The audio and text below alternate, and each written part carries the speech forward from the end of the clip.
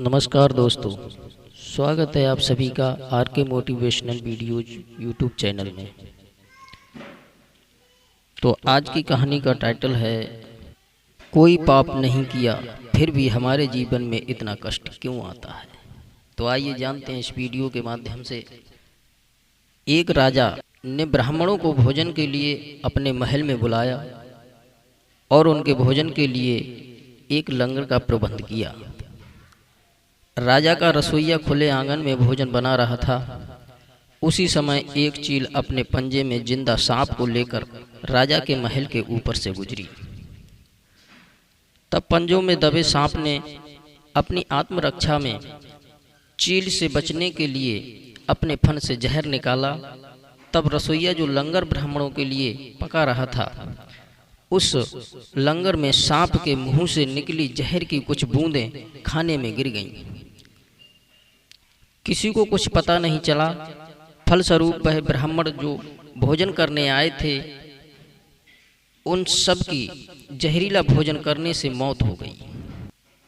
अब जब राजा को उन ब्राह्मणों की मृत्यु का पता चला तो वह ब्रह्म हत्या होने से राजा को बहुत दुख हुआ।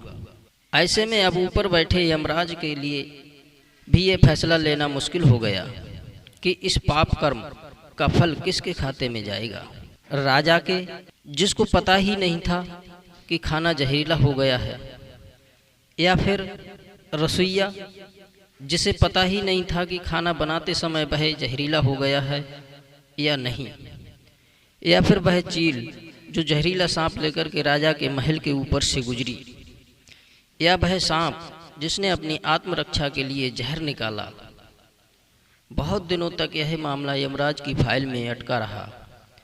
फिर कुछ समय बाद कुछ ब्राह्मण राजा से मिलने उस राज्य में आए और उन्होंने किसी महिला से महल का रास्ता पूछा।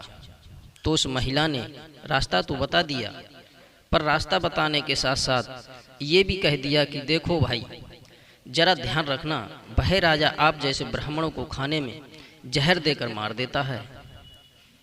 बस जैसे ही उस महिला ने ये शब्द कहे, उसी समय यमराज ने फैसला ले लिया कि उन मृत ब्राह्मणों की मृत्यु के पाप का फल उस महिला के खाते में जाएगा और इसे उस पाप का फल भुगतना होगा।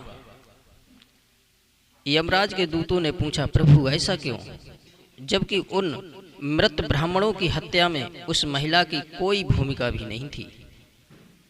तब यमराज ने कहा कि भाई देखो, जब कोई व्यक्ति पाप करता है तब उसे बड़ा आनंद मिलता है, पर उन ब्राह्मणों की हत्या से ना तो राजा को आनंद मिला, ना ही उस रसोइया को आनंद मिला, ना ही उस सांप को आनंद मिला, और ना ही उस चील को आनंद मिला।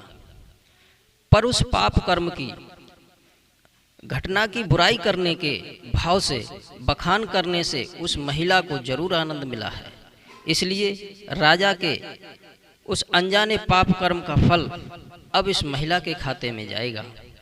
बस इसी घटना के तहत आज तक जब भी कोई व्यक्ति जब किसी दूसरे के पाप कर्म का बखान बुरे भाव से यानी कि बुराई करता है, तब उस व्यक्ति के पापों का हिस्सा उस बुराई करने वाले के खाते में डाल दिया जाता है।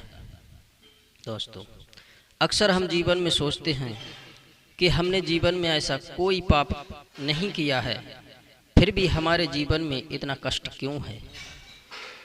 दोस्तों, ये कष्ट और कहीं से नहीं बल्कि लोगों की बुराई करने से, उनके पाप कर्मों से आया होता है, जो बुराई करते ही उनके खाते में ट्रांसफर हो जाता है। इसलिए आज से ही हम सब ये संकल्प लें कि किसी की भी और किसी भी पाप कर्म का बखान बुरे भाव से कभी नहीं करना है, यानी कि किसी की भी बुराई या चुगली मत करना। लेकिन यदि फिर भी हम ऐसा करते हैं तो हमें ही इसका फल आज नहीं तो कल भुगतना जरूर पड़ेगा।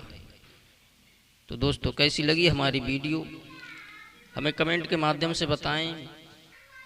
चैनल को सब्सक्राइब करें, वीडियो को लाइक करें, शेयर करें। जय श्री कृष्ण दोस्तों।